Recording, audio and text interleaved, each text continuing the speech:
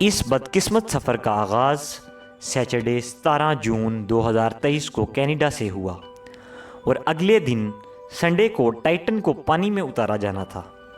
اس سفر میں ٹوٹل 5 لوگ موجود تھے، جس میں ایکشن ایویشن کے فاؤنڈر ہمیش ہارڈنگ بھی موجود تھے۔ انہوں نے جیف بیزوس کے ساتھ اسپیس میں ٹریول بھی کیا تھا۔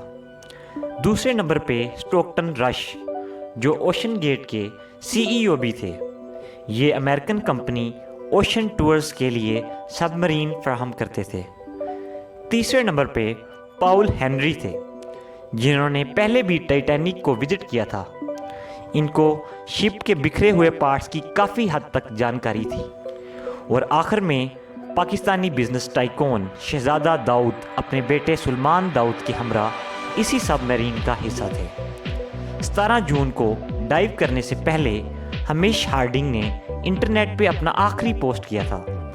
ان کا یہ کہنا تھا، شدید سرد موسم کی وجہ سے ان کی ڈائیو ڈیلے ہو گئی ہے۔ کل صبح ہی جب موسم بہتر ہوگا تو ہم ڈائیو کر جائیں گے۔ یاد رہے، یہ 5 لوگ مشہور زمانہ ٹائٹینک کا ملبہ دیکھنے جا رہے تھے، جو کہ 1912 میں ڈوبنے کے بعد اگلے کئی سالوں تک اس کو تلاش کرنے کی کوششیں جاری رہی، لیکن اٹلانٹک اوشن کی ہارش کنڈیشنز کی وجہ سے یہ کام اتنا آسان نہیں تھا۔ اس کے بعد 75 سالوں کے بعد 1985 میں آخرکار ٹائٹینک کا ملبہ مل ہی گیا۔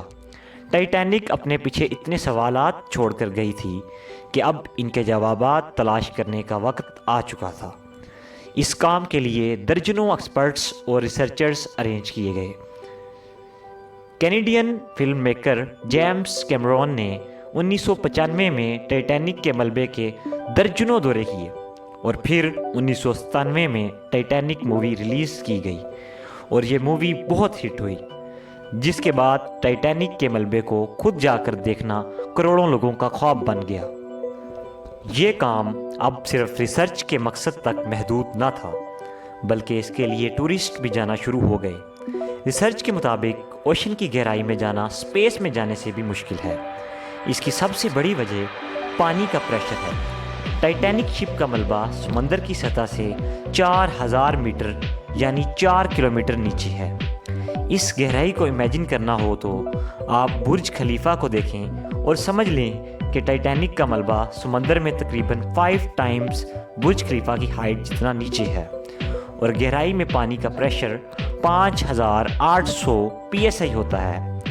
سنڈے 18 جون 2023 دوپہر 12 بجے سب مرین کا سفر سٹارٹ ہوا۔ نارملی ٹائٹینک تک پہنچنے میں 2 گھنٹے لگتے ہیں، لیکن 1 گھنٹہ 45 منٹس کے بعد ہی مدر شپ جو کہ اوپر ویٹ کر رہی تھی، ان کا سب مرین سے رابطہ ٹوٹ گیا۔ اس سے یہ ثابت ہوتا ہے کہ سب مرین ٹائٹینک کے کافی قریب پہنچ چکی تھی۔ سمندر کی اس گہرائی میں سورج کی روشنی پہنچنا ناممکن ہے۔ یہاں ہر وقت انتہائی اندھیرا ہوتا ہے۔ اتنی گہرائی میں وائرلیس سگنل کا ٹوٹنا ایک عام بات ہوتی ہے، لہٰذا اس بات کو زیادہ سیریس نہیں لیا گیا۔ یہ پورا ٹائم ٹوٹل 7 گھنٹوں کا تھا۔ 12 بجے سے لے کر شام کو 7 بجے واپس لوٹنا تھا، لیکن جب 7 بجے تک بھی ٹائٹن سے کوئی رابطہ نہ ہوا تو اب اوپر کھڑی مدر شپ میں موجود کروز کے پسینے چھوٹنا شروع ہو گئے۔ Canadian researcher Faisal polar prince نے ٹائٹن کی تلاش شروع کر دی۔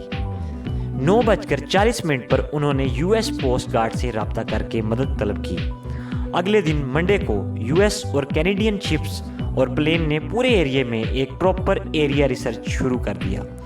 انہوں نے سمندر کی سطح پر ہی نہیں بلکہ سونار سکیننگ کی مدد سے پانی کے اندر بھی اپنی تلاش جاری رکھی۔ اس ایریے میں جو کمرشل ویسل تھی، ان کو بھی یہ آرڈر دے دیا گیا کہ وہ اپنی آنکھیں کھلی رکھیں۔ اگلے 2 دنوں تک یہ تلاش جاری رہی، لیکن ٹائٹن کا کوئی اتا پتہ نہ چل سکا۔ لیکن پھر ایک امید کی کرن نظر آئی۔ ویڈنسڈے 21 جون کو صبح 6 بجے سرچ ٹیمز کو پانی کی گہرائیوں میں سے کچھ آوازیں سنائی دی۔ یہ آوازیں انڈر واٹر ریڈار کی مدد سے سنی گئی تھی، تو فوراً ROVs یعنی ریموٹلی آپریٹڈ وہیکلز کو آواز کی ڈائریکشن میں بھیجا گیا، لیکن اس بار بھی ٹائٹن کی کوئی خبر نہ ملی۔ اب ٹائٹن کو ہمیشہ ہمیشہ کے لیے کھو دینے کا ڈر بڑھتا جا رہا تھا، کیونکہ سب مرین میں سے جتنا آکسیجن تھا وہ صرف 96 گھنٹے یعنی صرف 4 دنوں تک تھا، اور اس وقت تک 4 میں سے 3 دن گزر چکے تھے۔ لیکن یو ایس، کینیڈا اور فرانس کی سرچ ٹیمز نے ہمت نہیں ہاری۔ تھرسڈے 22 جون کو دوپہر 12 بجے ROVs کو ٹائٹینک کے ملبے کے پاس بھیجا گیا۔ وہاں پہنچ کر جو دیکھا گیا وہ بہت دل خراش منظر تھا۔ 3:48 PM پر ROVs ٹائٹینک کے ملبے کے پاس پہنچ چکی تھی۔ اس نے ٹائٹن کی دم کا ایک حصہ ٹائٹینک سے صرف 1600 فیٹ دور دیکھا۔ اس خبر نے پوری دنیا میں ہلچل سی مچا دی۔ اوشن گیٹ کی سیفٹی پر کئی سوال کھڑے کیے جانے لگے۔ اوشن گیٹ کے CEO اسٹاکٹن رش، جو کہ خود اس واقعے میں اپنی جان گنوا بیٹھے ہیں، انہوں نے 2021 میں کہا تھا کہ وہ جانتے ہیں انہوں نے ٹائٹن کو بناتے وقت کچھ رولز توڑے ہیں، کیونکہ انہوں نے ٹائٹن کو سٹیل سے نہیں بلکہ ایویشن گریڈ کاربن فائبر سے بنایا ہے، پر وہ اس انڈسٹری میں کچھ نئی انوویشن کرنا چاہتے تھے۔ پہلی بار لانچ سے پہلے ٹائٹن کو 5000 سے 10,000 PSI کے پریشر پر ٹیسٹ بھی کیا گیا، جو کہ وہ پاس کر گئی تھی۔ پر ایکسپرٹس کا ماننا ہے کہ اوشن کے اندر ہزاروں قسم کی طاقتیں سب مرین پر پڑتی ہیں، جس میں نہ صرف پریشر بلکہ پانی کا بہاؤ بھی ہوتا ہے، جو کہ پانی کی لہروں کی وجہ سے بنتا ہے۔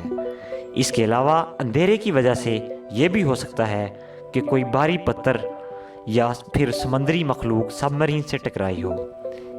اس سے پہلے 2018 میں اوشن گیٹ کے ایک ایگزیکٹو نے ٹائٹن کی کاربن فائبر باڈی کے خلاف آواز اٹھائی تھی۔